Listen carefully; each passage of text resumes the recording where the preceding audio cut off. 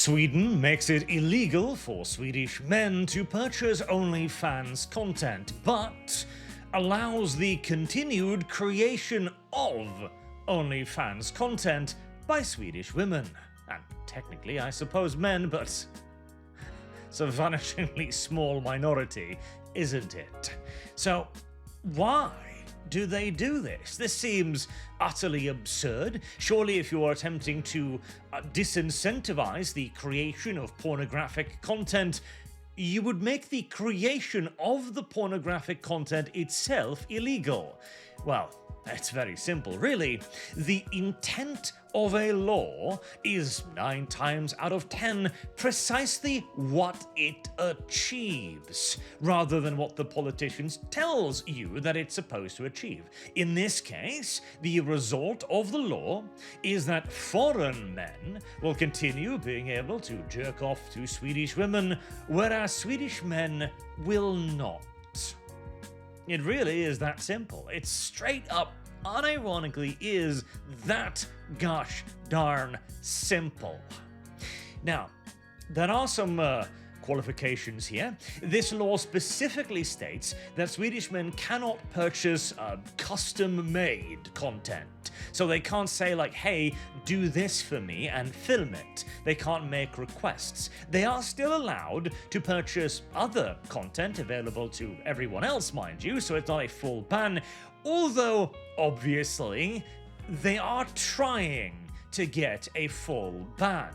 There are efforts ongoing right now to see a full ban on OnlyFans in Sweden. This, incidentally, used to be the porn capital of Scandinavia, but can you guess what happened to it? I'll give you 3 guesses. It starts with S. As Annika Strandhall forbjud OnlyFans, ban OnlyFans. Wow, well, that's rather strident. Well, she seems like a rather classical female individual of a certain political persuasion, and indeed, she is a member of S-Kvinnor, which literally stands for Socialist Women. S-Women are social democratic feminists who place the class struggle in Sweden, the woman's struggle in Sweden, and anti-racism in Sweden, side by side.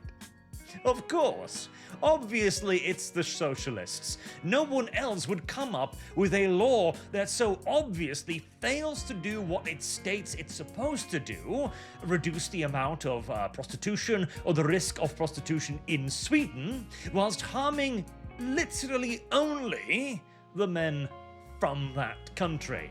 And this, by the way, echoes the prostitution laws in Sweden as well. So, the prostitution law in Sweden states that it is illegal to buy sex, but it is not illegal to sell sex. Yet again, the intent of a law is what it achieves. What this law achieves is not in any way to discourage prostitution, not whatsoever. It is to make sure that foreign men can fuck Swedish women and Swedish men cannot.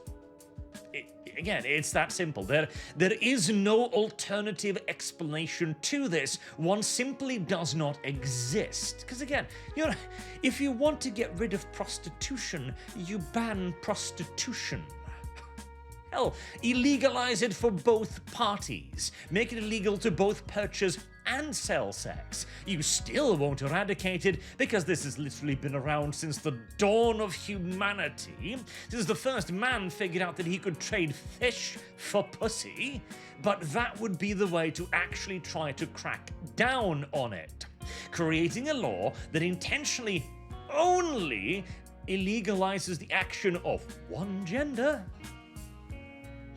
Again, the intent of the law is what it achieves, not what it claims to do. So, this is now a law, as far as I can tell, in Sweden. The OnlyFans ban in Sweden as a new law targets live adult content. This also includes streaming or chatterbait or any things like that, as far as I can understand as well. And this law will I guarantee you, inevitably be expanded, because again, this was not created to solve any sort of a problem, or to fix a societal issue, or even out of morality. This is a problem invented largely by socialists in order to push further socialist agendas, which is very important in Sweden right now because they're getting reamed by the opposition. The Sweden Democrats are growing stronger every year, even as the parties in power try desperately to find new and inventive ways to keep them out of power.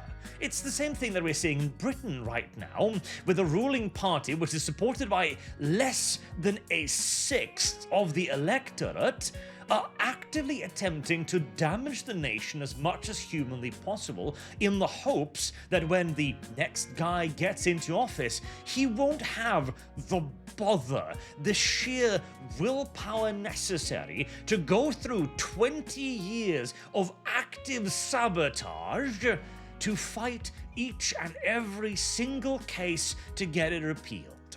That is literally how socialism gains power in these nations, by punitive lawfare. And again, this is not going to stop there. I mean, here, close the gender pay gap. Do you think Sweden, the country with the feminist foreign policy, the country with the feminist cabinet, has a gender pay gap? Do you think Sweden is actively discriminating against women? Again, they have laws, and many more than this, that explicitly advantage women over men, just as we have in Norway. Just as we have in Norway.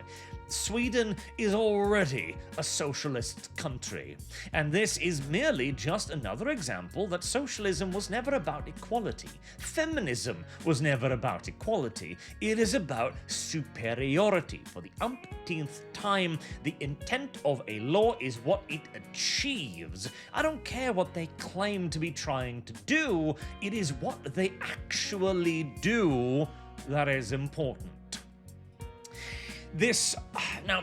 You might be thinking then that this would create some sort of backlash, right? Because, naturally, I wouldn't be so sure.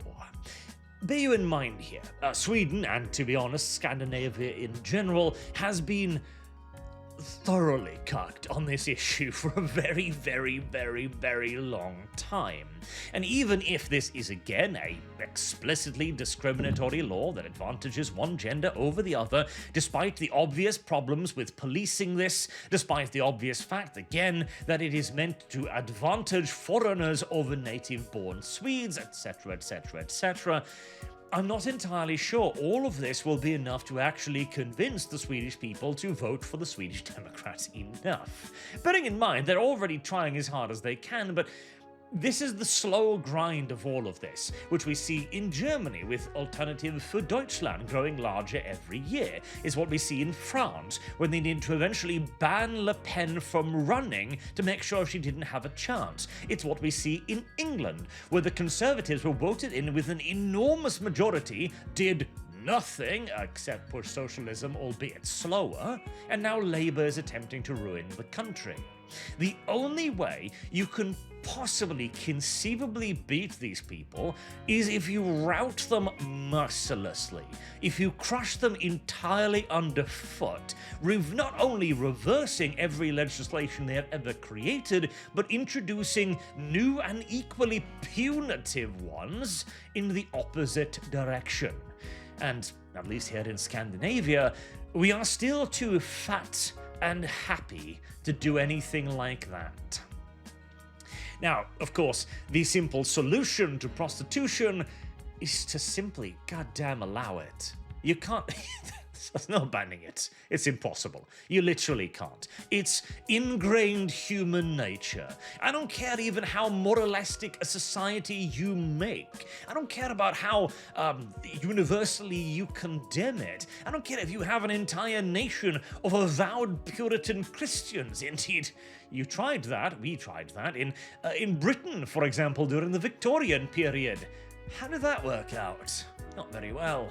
The only way to control prostitution is to legalize it, is to create, in essence, licensed brothel with licensed prostitutes that have to report to Big Daddy government, to pay their taxes, to be accounted for, and that way, well, now there's taxes involved. Now you've got a reason to rat out the person who's doing this illegally. You know, the tax dodger, the person who is advantaging themselves at your expense. And then obviously you introduce protective measures as well. You can now get rid of pimps because you're gonna have a police hotline. You're being abused? Literally ring the police. A client beats you? The police. There is no shame, there is nothing to hide behind.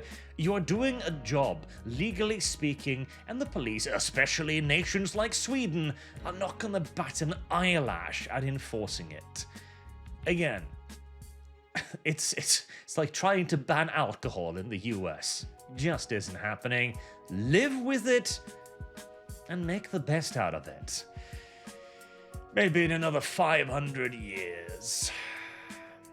Although even then I doubt it.